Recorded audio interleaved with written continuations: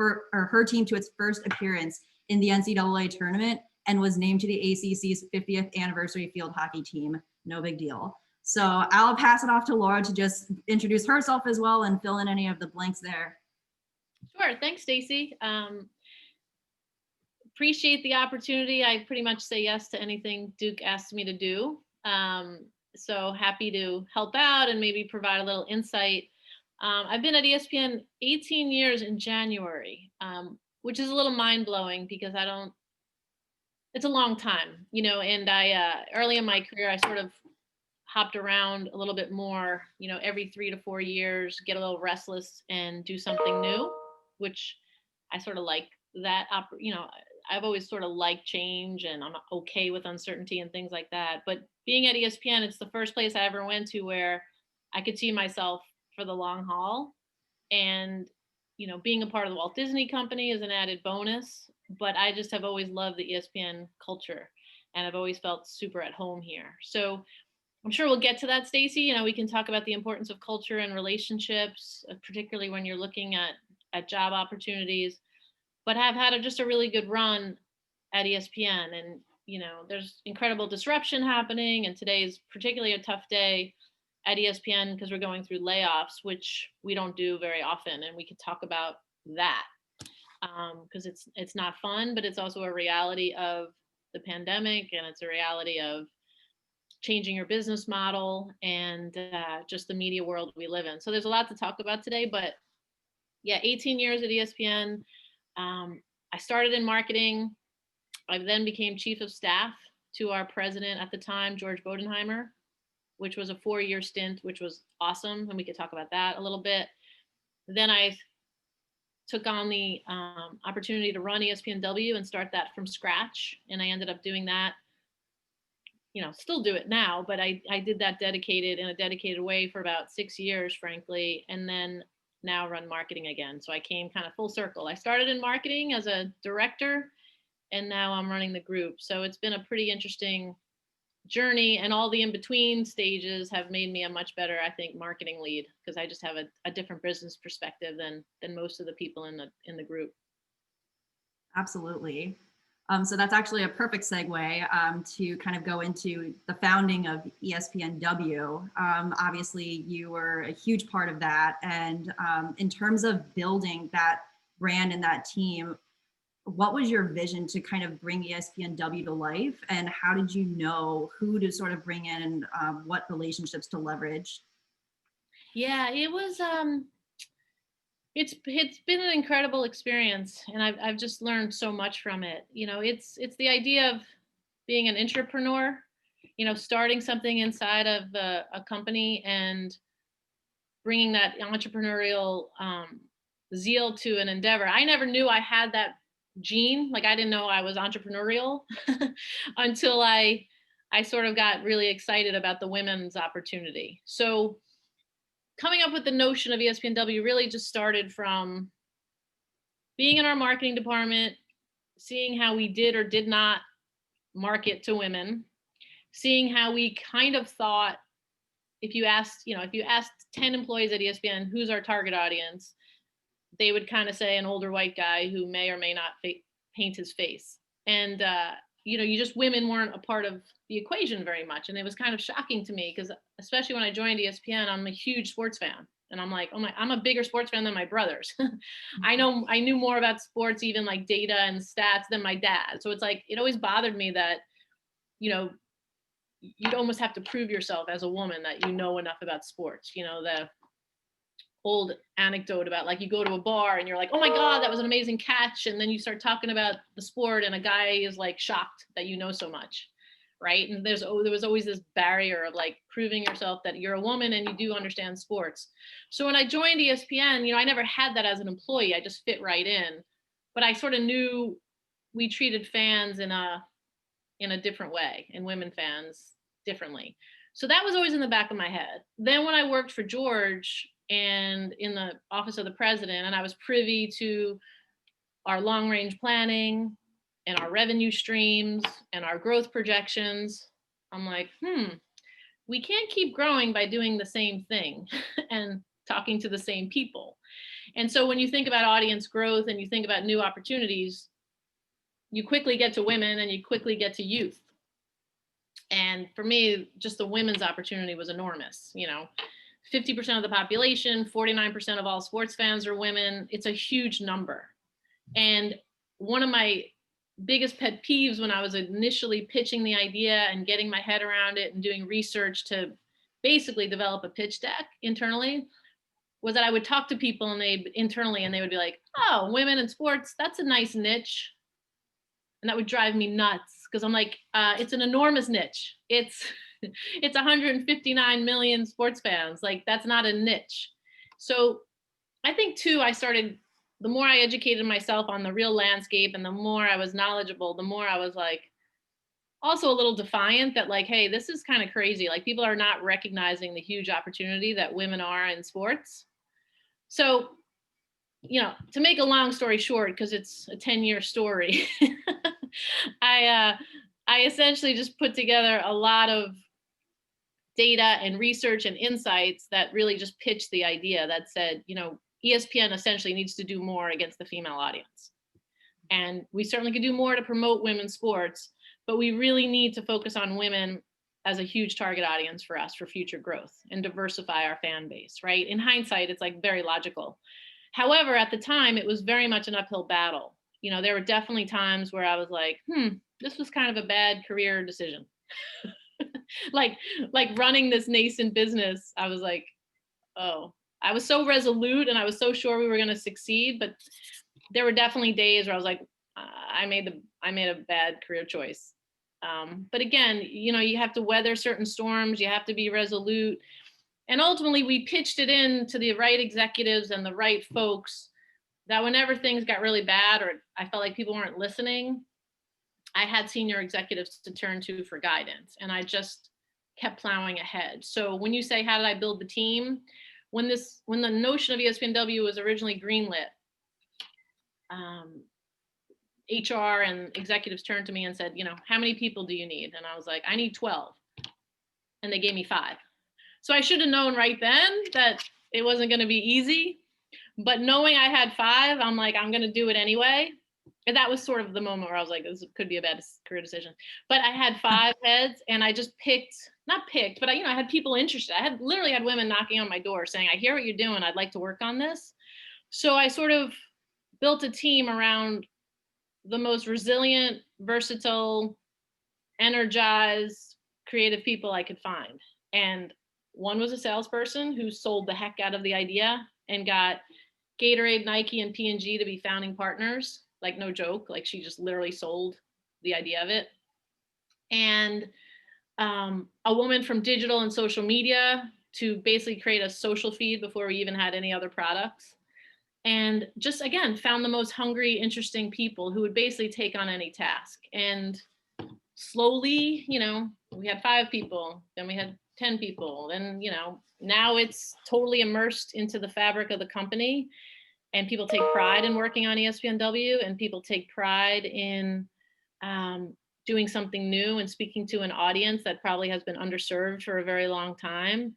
And it's really ingrained in how we talk about our fan base. Like, if you hear Jimmy Pitero talk about ESPN and our fans, he just talks about women, and he talks about inclusion, and he talks about every fan matters, no matter what, race, religion, creed, gender. Like, we have to be talking to every sports fan. It's not reserved for men only. And the entire company gets that now. Yeah, that's awesome. I mean, I certainly, and I'm sure many of us here today can definitely relate to, being a female fan of sports, and, myself having played ice hockey in high school and being an Asian American, that was certainly a very interesting intersection. But it's amazing to see just how much support you had behind this initiative.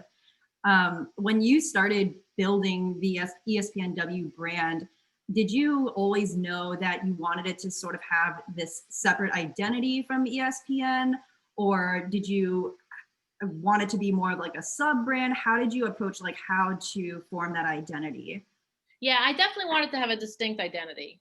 And naming was an interesting process. At first it was like Althea, we were coming up with names, and you know, it was an interesting process, but I think ultimately we wanted to create a brand that felt even more dynamic and youthful and bold than ESPN, like where we could do things differently because we were a unique entity. And so we certainly wanted to lean on the heritage of ESPN, but we didn't want it to overwhelm the W piece. And if you look at the logo, I wish I had it with me, but like literally spent 6 months on the logo because I wanted to get the proportion just right, where the W actually overshadows the ESPN. Like it's literally intentional, the fact that the W sort of overhangs the ESPN. So we have the heritage of ESPN, but the W is distinctive.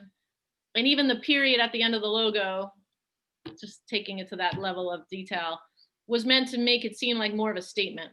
Like espnW is as much of a statement as it is a logo and a content entity. So yes, we work really hard to, again, have it kind of both ways, have a distinct persona and have the ability to have freedom and do things in a unique way, while certainly leveraging the power of ESPN and making ESPN seem more appealing. Like to me, you know, if you did like a funky, interesting name like Althea or Life or some other of these things that we were thinking about, you don't borrow the equity of ESPN. So you're leaving a huge asset on the table. So we were really thinking about how do we leverage that to the best of our ability while having our own identity. And that's sort of where we ended up. And I think even now, you know, if you talk to fans, ESPNW does have a different appeal, and it does have a distinctive personality, if you will. And the idea really is to rub off a bit on ESPN. So women growing up have some place to look that's a bit of a beacon, but they certainly feel better about ESPN as a whole. Awesome. And so with that, can you tell us a little bit more about ESPN Summit and how that got started? And I know, of course, with COVID this year, it went fully virtual. And so, you know, what kind of, how did that come to be? And do you envision that evolving in the future to be sort of like a more virtual, all-inclusive event, whereas in the past there was like an attendance cap and things like that? Yeah, that's a cool story because it was a bit of an epiphany moment. I was literally on a plane and I was really thinking about how do we launch this initiative in a huge way? Like how do we make a big splash even though we were not quite ready to have our own website, have our own app? You know, I said we had social feeds, but you know, that wasn't much to go on. So again, 10 years ago, how can I herald the fact that ESPN is going to do something new in the space without sort of overstepping and overpromising and creating a product overnight that just really wasn't very good? So the idea was, let's create an event. Let's create like a one-of-a-kind gathering that really signals not only is ESPN behind this, but this is distinctly for women.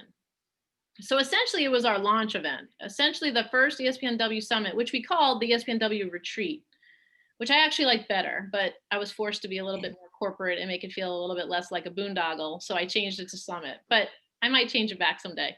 But anyway, it was the ESPNW Retreat. Like what woman doesn't want to go to a retreat, right? And we designed the whole thing around, if you were to go to a conference, what would you want? And considering all the conferences you've been to, do the opposite.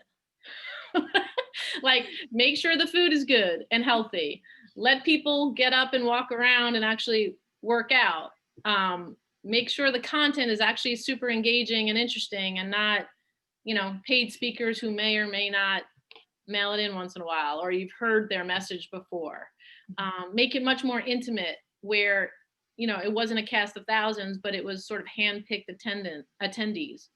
So we basically designed the experience from A to Z to be essentially what would women want in a sports conference, and a bit of a showcase for like our vision and the types of content we wanted to discuss and the types of issues we wanted to discuss. So the first one was in San Diego at Torrey Pines, and it was 140 people and literally invite only. And it was a huge success. It was a 2-day event with an overnight. You worked out on the beach in the midst of great content.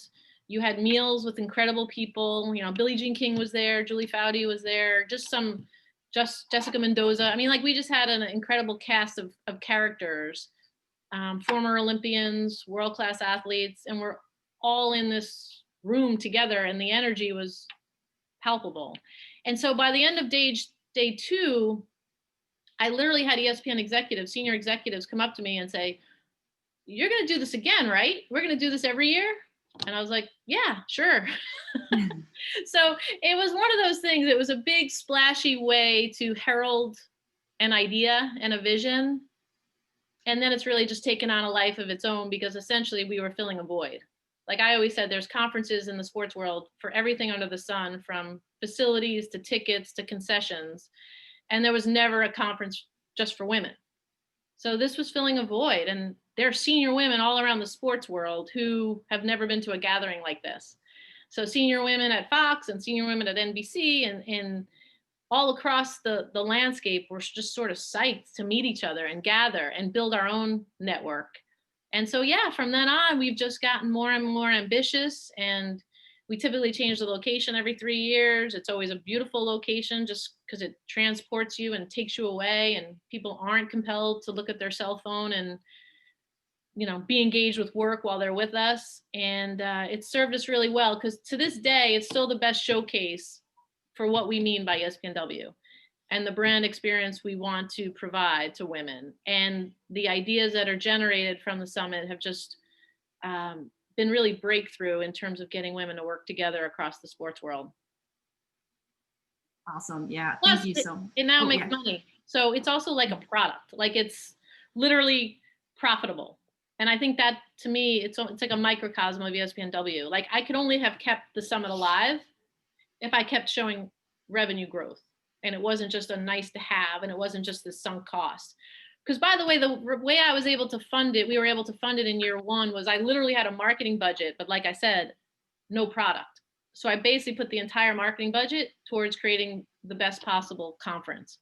So then every year, it was the first 5 years, it was towards profitability, getting it closer and closer to profitability to justify it for the long term. And now it is. And so it's a self-sustaining event. And so like when anybody comes around looking for cost cuts, the summit is kind of off limits because it's profitable. Yeah, absolutely. That's incredible to just see how much it's grown over the years. And I mean, hopefully we'll be able to one day attend one of these. So to kind of switch gears a little bit. So you had mentioned obviously COVID having a huge impact on the organization right now, and sports, obviously. Back in March, we were all shut down, couldn't do anything. And we've really seen a lot of the leagues come back to either resume their seasons or start a new season. And I'm curious to just hear more about, you know, from a consumer or a viewer perspective, you know, people really look to sports as sort of an outlet, especially during what's a really stressful and scary time for a lot of people. But at the same time, of course, being cognizant of, you know, keeping yourself safe during the pandemic. And with all these teams coming back and playing, did you ever, you know, see or get any pushback from, you know, your viewers in terms of, I guess, you know, having sports kind of come back again, while also, you know, trying to be mindful of the fact that we are still in the midst of this pandemic? Yeah, I mean, it's been a delicate balance the entire time. You know, when this first all became reality in March, and March 11th, you know, the NBA shutting down was sort of the moment where you're like, okay, things are changing and things are being canceled in a way that you never anticipated. So out of the gate, it was shocking. And everybody at ESPN just really rallied to get our footing, to figure out, okay, how do we continue to serve fans? What do we put on our air? What do fans want at this moment from us? And with all live sports essentially canceled, you know, we just had to be super creative and, you know, dig things up from our archives and come up with stunts overnight. But I think the biggest factor was just staying completely in lockstep with fan sentiment. You know, we have a pretty robust research group, and we just kept our finger on the pulse. And it's helpful that a lot of us are massively engaged sports fans. So how we were feeling mapped with how our fans were feeling. And so at first, it's all just very shocking, and you're just keeping the lights on. And for us, you know, we just basically put SportsCenter on for 12 hours a day, like literally, like we just kept rolling SportsCenter because that's what we can control and that's what we can do. And then again, you know, we started getting our footing, and we were looking at our original entertainment archives and our 30 for 30s. And again, we did things like the Ocho and stunts. We saw what was, still live, whether it was cornhole or not, there were still things that were quote unquote live. So again, it's just the resourcefulness of ESPN, where overnight we kind of filled 6 different networks with content somehow. And then as things went on, we started getting into a schedule, like Monday nights will be classic Monday Night Football games, and Tuesdays will be classic Major League Baseball games. And we started kind of getting into more of a pattern. And the entire time, again, finger on the pulse with our fans. How were they feeling? At one point, you just wanted to watch anything. So anything we put on the air was kind of okay, right? And then as things were getting more dreary, we talked about how we miss it too. Like, we miss sports as much as you do, and just kind of echoing fan sentiment. And then as, time progressed and there was a little bit of light at the end of the tunnel and sports were coming back, to your point, Stacy, it was like, do fans want it back? Are they okay with it being back? Is it diminishing the anxiety around us? I mean, on some level, maybe it should diminish the anxiety around us, which would be a good thing. How would fans react to empty stadiums and cardboard cutouts? And so we just, went through the process like a fan did, really. And I think we hit tonality pretty well at every turn. And then when it really came back, it was sort of like floodgates opened. It went from like 0 live events to everything hitting at once. And all of a sudden, the NBA is playing the same time as baseball, and baseball is playing the same time as football. And lo and behold, the French Open is happening. And you're like, wait, I thought the French Open happened, but maybe it didn't. I forgot. So it was just kind of sheer chaos with the programming schedule. And even to this, day, things are finally kind of back in order with its football season. But up until 2 weeks ago, everything was on top of each other. And so trying to understand that and why ratings are down. And it's like, well, the ratings are down because the NBA finals usually aren't played in October, and it's just not what you have come to expect, and your head's not around it. And it's, just surprising, frankly. There were some nights where there was a NFL game, an NBA playoff game, World Series, MLB playoff game, and you're like, okay, those are 3 things I'm super interested in, but I can only watch one, and hence ratings are down.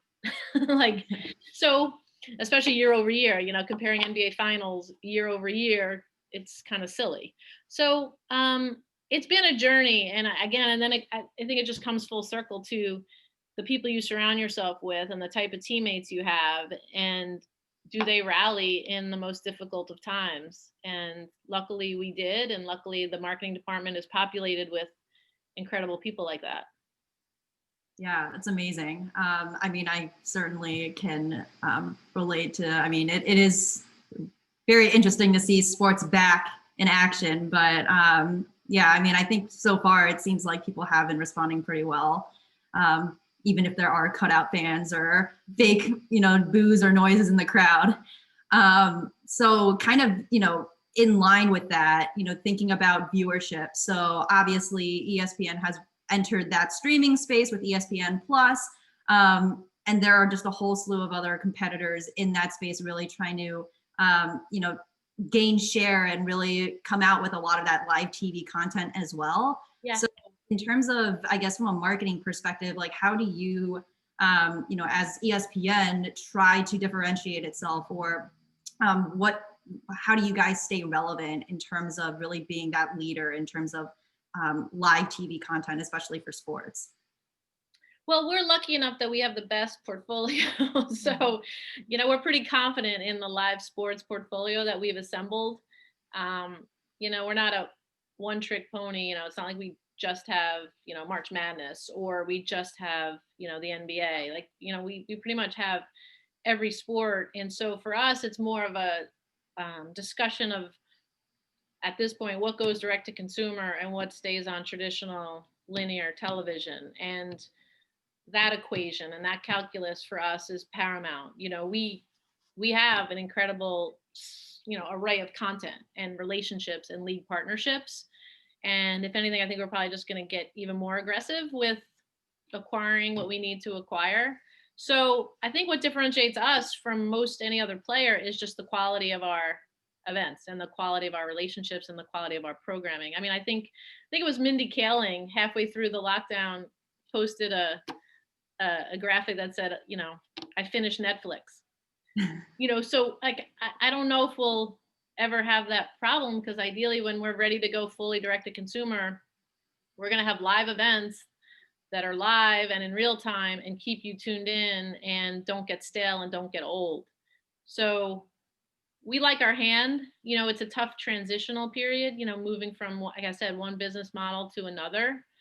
But I feel like we're at the head of the crowd and we've got the best possible assets and, even creative chops, right? Like our 30 for 30 film archive is second to none. And so continuing to sort of double down on original content and owning our content is another whole path for us. And even launching ESPN Plus, little under 2 years ago, it's doing super well for us. And so the more we prioritize that approach, we'll really be in the game. Yeah. And in terms of, when you think about sort of the long term at ESPN, so what sort of, are there any trends that you're seeing, or do you anticipate will be sort of at the forefront of all of this, especially with streaming? And as we're still navigating through COVID and everything, is there anything that you think that ESPN will be focusing more on in terms of really adapting? Because I think would be remiss to, I think that we will see, unfortunately, something unexpected like this again, maybe hopefully not in our lifetime again, but in the future. So I'm just curious to hear your thoughts around, what you think are sort of some of the things that you're thinking about in terms of the long term. Yeah. Well, one is, especially sitting in marketing, is continuing to just know where fans are headed and how fans are feeling and how our brand resonates with fans, right? At the end of the day, when you make some of these choices, they're brand choices. You're choosing a brand, you're choosing a platform that you trust and have gained respect for. So continuing to make sure the ESPN brand is as youthful and relevant and differentiated as possible and healthy as possible. That's basically been my charge for 2 years, is just make the ESPN brand as healthy as possible, especially with the next generation of fans. So, you're not looking at it as this old cobwebby thing that, your dad or your mom used to embrace, that it's really built for you and this next generation. So our app is super important, the ESPN app, and we're going to start promoting that in a couple weeks in a brand new way. That is this kind of the most relevant asset that you have in your hand at any given moment. The app is right there for you. But then also just looking at Disney Plus and how beautiful that interface is, how that recommendation engine works, how just the incredible array of content on Disney Plus. Like I said, ESPN Plus is doing beautifully. I think the more and more we can just keep taking a page from each other's book, we're in the same universe. So Disney Plus and ESPN Plus and all those things working together and learning from each other, the better off we're going to be. But we just really do like the fact that, we've been in the space for 40 years. Nobody knows sports fans better than we do. We have this incredible portfolio of events and content. And then we have people who've been through, the thick and thin in the sports media industry that can weather this disruption and then come out on the other end. But I think our digital assets are going to be super important to us, and they've kind of been a bit of an unsung hero, right? Everyone always looks at ratings, everyone always looks at linear television, but between our ESPN app and our fantasy app and just ESPN.com, like our digital assets are second to none in the sports space. And so we're going to continue to invest there as well. Awesome. And so to kind of switch gears before we head into Q&A, a lot of us here are obviously very interested in pursuing a career in sports or entertainment, or, or an intersection of the two. And so as you reflect back on your time at ESPN, what do you think has sort of been the most important takeaway that you've learned, or something that you felt to be really important to get to, where you are today? Yeah, I mean, there's an awful lot, Stacy. I mean, 18 years, it's been a cool journey. I think as it relates to you all in trying to get a job in the sports world at this point, I do get a lot of calls where more younger folks, so you guys are much more qualified, but I get calls from folks who are like, I'm a huge sports fan. And I'm like, great. Like we all are, like it's a great industry to work in. It's super fun, but that doesn't necessarily qualify you to get a job. So I think for me, it's always been about like, what expertise do you have? I came into ESPN because I had built up a pretty good resume in marketing. So I had worked at 2 large advertising agencies in Manhattan, and I got incredible experience, and I worked on huge accounts with big budgets. And so when I came to ESPN, I had an expertise. And I think that's paramount. Like for me, I just always had looked at it like build up an expertise and then actually go to the company or the industry that you have passion for. And it served me well. I used to work on the IBM account and at an agency called Ogilvy and Mather. And it was a huge account, truly global. And it was all this incredible technical technology type stuff. I'd be reading IBM white papers at night when I went to bed and talking about servers and software and stuff that, frankly, I don't have much of an aptitude for, but I could understand it enough to create great advertising.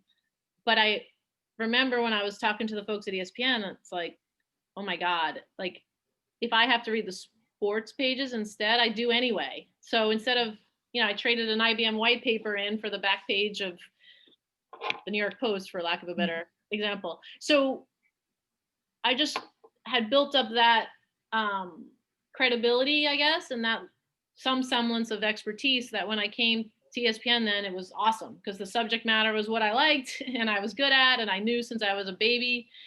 Plus, I know how to market things. So I would just say, try to get expert in whatever given area you're in. I mean, we have the best lawyers, in sports media. We have fabulous finance people. Like every department is stacked with people who have real expertise, and then they're sports fans.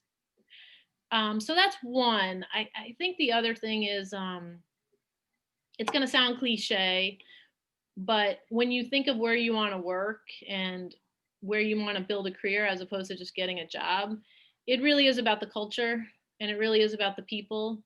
I've been lucky enough to work at, 3 different places, Ogilvy and Mather, an agency called Amirati, and then ESPN. And they've all been populated with incredible people and talented people. But the ESPN culture is unique. We do have each other's backs to the best of our ability in the workplace, and we enjoy each other's company, and it's a very competitive place. I think that's the other thing. You kind of have to suss out what you like and what gets you up in the morning.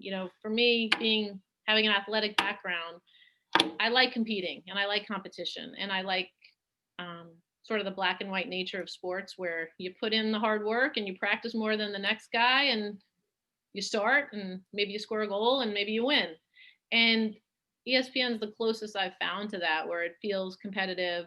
We build teams and we support each other, and everybody has a role that they respect. And it just suits, it's just suited me, obviously, or else I guess I wouldn't be here for so long. But I think you'd have to just do that assessment of is it a place you just want to go and make a bunch of money and then move on from there? Or is it a place that you want to put down roots and you see yourself there for a long time, and what's the culture like, and who are the people, and do they get you inspired, and is it people you want to spend literally 18 hours a day with, sometimes, especially when you're starting out. Definitely. Well, thank you so much for sharing. I'd love to open it up for questions from the audience. So if anybody has any questions, feel free to drop it in the chat or use the raise hand button. And then we can just kind of go in order from there.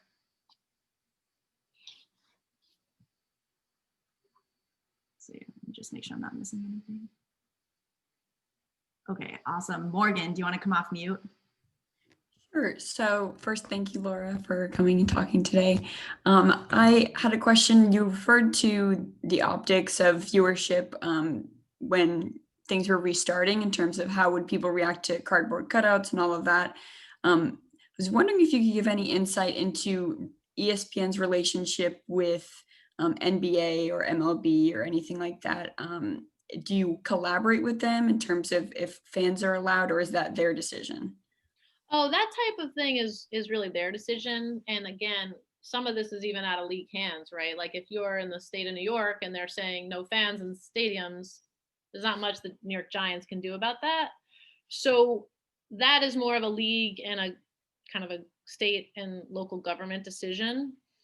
But in terms of how to present that, we definitely, have a say. Like if you, and then when it comes to the NBA, I mean, we essentially helped them construct that bubble because it was on Walt Disney World property. So it was at the Wide World of Sports complex, which is a Disney asset and an ESPN asset. So when the NBA felt good about going there and creating a bubble to get them through the rest of the season and the finals, we were in lockstep with them in terms of constructing it and designing it and making it seemed pretty cool to me, but it didn't feel as empty, right? The way that we designed the stadium and the way that we put signage in the arena. So we do go to those lengths, but whether fans can come in or not, that's really out of our hand. And then once we know what the scenario is, we do the best we possibly can to make it look good on a screen. Awesome. We'll have Paige next. Awesome. Well, thank you, Laura, also for being here. As somebody who came to business school to move out of marketing, actually at IBM, you have me thinking otherwise now. Maybe I was just in the wrong sector. Yeah, yeah, it could be pretty fun, I have to say. And by the way, for the record, we had an awesome time on the IBM account. We won awards and flew around the world and all that other stuff. I'm just not a technology person at heart. I feel that. The Ogilvy team was those meetings were some of my favorites to get in on because they always had some of the best ideas. Yeah.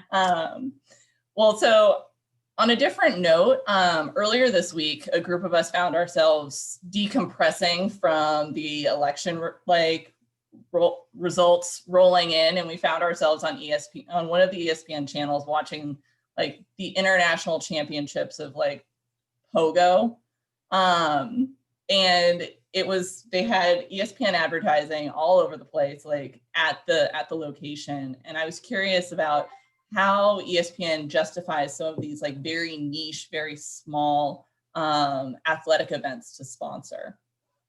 Because people like you will watch them. I mean, I never thought about there being a competition for it. But is it a challenge to keep those things going? What's kind of the methodology behind that? Yeah, I mean, ultimately, some of these bigger, more mainstream sports, as you can imagine, the NFL, the NBA, Major League Baseball, right? That drives the large majority of our revenue. But we're always looking for ways to sort of surprise and delight and engage fans. And like I said at the beginning, sort of fans of all backgrounds and interests. And so, we want to entertain and compel as many viewers as possible. So stuff like that, it fills in around the edges, and it's very interesting, and it's an eye opener sometimes. And if you look back at our history, one of the first sports we had on our air was Australian rules football. And it, at some point it's still competition, and it's still interesting, and it's still, entertaining, the guys in the white jackets and doing what they were doing back in the day. So, again, it's just about the diversity of programming for us sometimes, and just having the most interesting array of sports that really only we can bring to people. Like cornhole. Awesome. Thank you. Awesome. Thanks, Paige. Next up, we have Linda. Hi, Laura. I wanted just to hear your personal perspective on working in an industry that you personally love, just what that line is like, if you feel like there needs to be a line at all. Just would love to hear just kind of your experience there. And what do you mean, Linda, about the line part? I guess just separating your personal investment to it versus being surrounded at work, and kind of what's that whole experience like? It's an interesting one. You need to kind of think that through. For me, the separation of personal life and business life is definitely blurred. And some of that is because it's sports. And so when I go home at night, that's what I'm watching. And then I'm texting about it. And that's what we're all excited about. And, we'll watch Monday Night Football till, 11:30 at night, or we'll watch the World Series until 1 a.m. And that's what we like. So it does, by virtue of the content, blur the lines where you're constantly talking about sports. But that's what we choose to do. And I think it ultimately makes us all better because we're super passionate about the content and we're super invested, and we can go toe to toe about, is Lamar Jackson having a good season or a bad season? And you can have a perspective on that. And a lot of us play fantasy football together. So we're just like in it. But I'll talk about the women's piece of it a little bit because, at some point, whether you want to have a family or not, having some boundaries and division between work life and home life is important and is healthy. And so that's definitely something I've thought about a lot in my career. I have 3 kids at this point, and literally thinking through, when is the right time for me to have children, and should I be a vice president or not? And it's just stuff that we have to think about a little bit more, and you have to kind of set up your own boundaries and what you feel comfortable with. I just know for me, by the time I had my first child, I had been at ESPN in a way that I had a lot of equity, I had a lot of supporters, I felt super comfortable, and it was the right time for me, where I felt like I could, comfortably take maternity leave and do what I wanted to do and not miss a beat. But that's the level of detail we have to go through as women with careers, making those choices and making those decisions. So the lines, I guess the short answers are super blurry all the time for me, but I've chosen that, and I don't mind checking email at 10:30 at night, and it's kind of just par for the course. And I don't mind watching sports at all hours. Awesome. Dan, you're up next. Thank you, Stacy, and thank you. All Laura. right, a guy with the courage to ask a question. So I'm a big fan of the ESPnW events that have taken place online. Having them available on YouTube has been amazing. Like Katie Nolan and Elle Duncan and Maria Taylor and Sarah Spain. There's so many powerful voices at ESPN. And they're funny too, right? They're so fun. Katie Nolan's shows about everything that she does around how women are supposed to be a certain way as sports fans is oh my gosh, really yeah, funny. And having the picture on the wall of Doris Burke is outstanding. So I guess my question is, so this year's virtual conference obviously is not the preferred route given all the different locations that it happens, but I'm curious about the expanded programming opportunities for ESPnW and what those discussions have been like, both virtually and just kind of the next couple of years. What exactly, what plans are in place for something like that? Yeah, I mean, it's an example of finding silver linings. And for many, many years, we've kind of tried to figure out like, what is ESPnW's presence on the big screen, on TV, on, streaming and all that kind of stuff. And lo and behold, we can't do a conference in person. So we streamed the New York City summit in May, and then we just streamed our larger summit in October, and, 20,000 people watched it.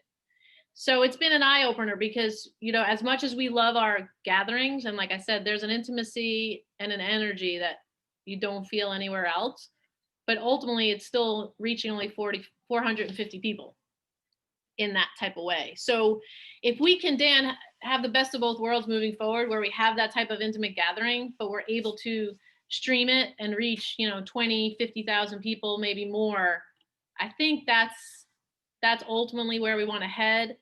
Because we know the content is great, and we've just really been racking our heads as to like, how do we get more people to experience it? How do we get more people exposed and share that content with just a larger group of women and men? So we've probably struck gold there a little bit with this construct. And the fact that we produced it out of Bristol and we had it in control rooms, and it felt very polished and it felt like a show, and we have our best on-air talent providing that polish and providing that professionalism. Yeah, I think there's just more possibilities there and we've just really scratched the surface. The other thing is it was so prominent on the app, and we streamed it on Twitter. So the digital presence of it was just much more prominent than ever before. So we want, if anything, just build on it for sure. You know, the one other thing you kind of hit on with our personalities, Stacy, it goes back to your earlier question about the espnW brand.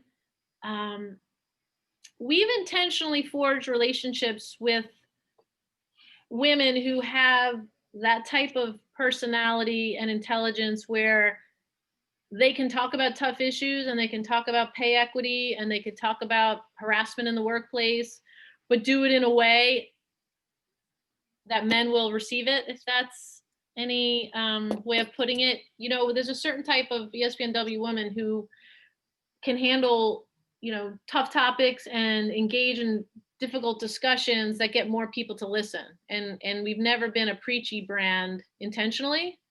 And maybe that's just from personal experience. I feel like there's a certain way of communicating information and getting your message across that is more effective. And we have a lot of great women who've been able to really galvanize a lot of support and bring men under the tent and not be this exclusive brand. Like if you hear about espnW, you know, you're probably like, I guess it's not for me. Like Dan could say it's not for me, but ideally he's now experienced it where he's just like, this is just good content. And these women are incredible and I want to get to know them better just as a sports fan. So that's been kind of intentional, building the brand around certain types of personalities. And fun is one of them. Like we laugh and we want to have fun, and this is sports at the end of the day. So if you can't have a good time in this space, it's going to be hard to find good times in other places. Is it okay if I ask a quick follow-up to that? Yeah. So are you then, with your involvement with espnW, part of the hiring process for some of these on-air talent roles? I certainly was in the beginning. I mean, you know, with my scope getting much broader, you know, I'm not immersed in that day to day, but yeah, the you know, for the first 8 years, if you will, you know, hiring Sarah Spain and hiring Jane McManus and Kate Fagan and even Melissa Jacobs, I'm dating myself, you know, back in the day, and then getting folks like Sage Steele and Julie Foudy and Jessica involved. Yeah, all of that was, you know, cultivating those relationships, giving them a different types of platform. Like Julie Foudy has a podcast related to espnW. Sarah Spain had a podcast with us before, you know, she ended up having a broader platform. So we feel like we've helped launch some incredible careers or give people, you know, a greater profile. But yeah, absolutely. That's why, you know, creating espnW was so exciting, because there was just so many aspects to it. But cultivating and recruiting talent was one of them. Awesome. Nathan, feel free to come off mute. Awesome. Laura, I want to thank you for being here today. This has been great. I also want to thank you for espnW as a whole. And I have 3 sisters, all who surround me in age. And I know my little sister was very appreciative of espnW and the recognition Nice. to a lot of those female athletes. So I appreciate that. And it's been helpful for my family. Thanks, Nathan. You know, one thing I haven't mentioned yet is the aspirational part of W. You know, again, back to the brand, you know, when you think about it, we wanted it to be this platform and this brand that young girls can aspire to and be like, look, there is a place where I'm featured prominently. It's a little bit of the 80-20 thing. You know, if you go to ESPN.com today, it's kind of 80% male athletes and male sports. And that's just, you know, how it's going to be for a while in terms of just the prominence of those sports with the massive head start that a league like the NFL has had, right? But W is a place where it could be 80-20 the other way. And it's 80% women focused and women's sports focused. And I can relate to that in spades, you know, because I played field hockey at Duke and we had 20 people in the stands and 15 of them were parents. So we understand the dynamic, and we didn't play for the accolades. We played because we loved it. So again, that all infuses the brand and why we do things the way we do things. But thank you. You know, having that platform for young athletes was super important to us, and providing that type of inspiration, hopefully. Yeah, absolutely. What you just said leads in really well with my question. I'm obviously, when I get on the ESPN app or I go to espn.com, the things that I see, like you said, it's 80-20. It's a lot of male dominated sports. what do you think ESPN is doing well to transition to where it's going to be closer to a 50-50? And when do you think we will have that parity where it will be about equal? Well, I mean, I think, Nathan, you can't force things on sports fans, right? Like, if you want NFL content, you want NFL content. And we can't tell you, you have to like the WNBA, right? So the more that we get to this personalized world where you can customize your app and you can have exactly what you want, I think that's step one, where, you know, you can customize for Megan Rapinoe. And anytime Megan Rapinoe does something, you're alerted and you know, and that's the top of your feed. The bigger picture is it's just going to take time. You know, like I just mentioned, you know, the NFL has a 100-year head start. I mean, they just do. They have been around a lot longer with a lot more money and a lot more heritage and a lot more history. You know, the WNBA's had great staying power. So they, you know, have shown that you can stick it out and that women's leagues can prosper. And the WTA on the tennis front has stood the test of time, along with the LPGA. But by and large, right, the biggest sports have just been around a lot longer and have a lot more resources and have a lot more history. So we just have to, you know, make up for lost time. You know, Title IX was still only 1972 that we got, you know, sort of equality on the college level. So again, you can beat your head against the wall and say it's not fair and more money has to be filtered into women's sports. And that's true, but we just have to do things to generate that money, you know, and get sponsors interested and get people to want to watch and make the athletes and the stories more interesting. So I think that's part of it with W, is just exposing more of these stories and exposing more of these athletes and telling the story of Maya Moore, who gave up 2 years of playing in the WNBA to fight for issues that she cares about. And then maybe more people will care about these athletes. But I think you're seeing, you know, certainly signs in the last few years of just the prominence of female athletes, again, whether it's Megan Rapinoe or Sue Bird or others who just really have earned the spotlight and have incredible respect. And we just need to generate more and more of that. That makes sense. And I think we're trending that direction. So that's great news. Yeah. I think we have probably time for 1 or 2 more questions, but I actually have a question myself to kind of go back, Laura, to you had mentioned talking about like the next generation of fans. And so we just finished with the NBA, and there's been research kind of around how a lot of people become NBA fans at around like around the age of 8, so a little further along in their childhood. But how is ESPN sort of thinking about engaging more people to be more, I guess, interested in sports and really kind of increase that viewership in the future? And how are you thinking about really extending that longevity? Yeah, it's a huge top of mind issue for us. So, you know, whether we're in marketing or, you know, again, it's the president of our company, is how to, you know, be as relevant as possible to the youngest possible generation. I think the solution lies in digital and social and doing more interesting things there, whether it's, you know, SportsCenter on Snap or our TikTok feed or obviously Instagram, and just being, you know, really relevant and on point for those platforms. But NBA fans are an interesting case study in that, Stacy, in that the overall population of NBA fans, you know, there's the older cohort who will sit down and watch a game in a traditional manner, the way that, you know, I did and maybe my, you know, my dad did and what have you. But this younger generation, they can tell you everything that Russell Westbrook is wearing and anything that Kevin Durant is doing and Kyrie Irving is protesting, but they don't actually sit down and watch a full game. So they're as knowledgeable about the NBA as anybody, and they're into it. They're into the culture. They're into the societal issues. They're into the music and the fashion and all of it. To date, they just haven't really sat down to watch a regular season game the way that the older generation has. So how do you reconcile those two things? There's still huge avidity for the NBA.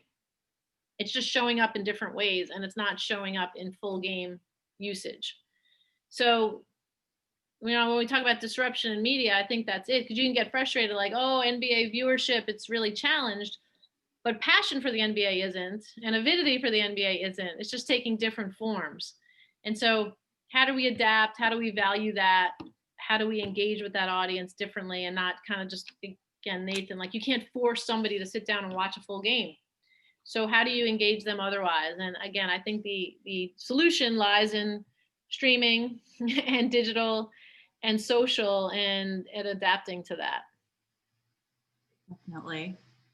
I know we're coming up right on time, but I think Dan has one quick question if you're able to. Yeah, sure. You have time, but yeah, Dan, go ahead. I try to put it succinctly. So it's funny because we've been having this discussion about the year-over-year ratings numbers, but the WNBA finals specifically had a 15% increase year over year. Yeah. So I was curious, Laura, if you had thoughts on this in terms of, was it because of the added exposure on ESPN's main networks, or what do you think was a contributing factor for the significant increase? I think interest is at an all-time high for sure. I think there's more recognizable players. I think there's more recognizable storylines than ever before. But yes, there was added exposure. You know, being on ABC helps. Being on ESPN1 helps. So again, that's just building the fan base and exposing it to many more people. I mean, but there are things, I mean, like for whatever reason, golf was up throughout the pandemic, right? Like, you know, there have been things that have broken through in interesting ways that, you know, we're still trying to understand, like, what are the long-term implications of that? Awesome. Well, we are right at time, but thank you so much, Laura, for taking the time to chat with all of us. I know this has been a real treat to just hear your insights and just be kind of in the same room with you today and just hear more about your journeys. So thank you again. And thank you to everyone who joined. If you guys have any questions, this is also recorded, by the way, so if anyone wants to revisit this. But again, thank you so much for taking the time to chat with us, Laura. We really appreciate it. No, Stacy, you did an awesome job. You made it easy. It's not easy, great, but you did a great job. So thank you. Oh, anytime. All Awesome. right. Well, hope everyone has a great rest of their day. Okay. Bye, everybody. Thanks, you guys. Great job.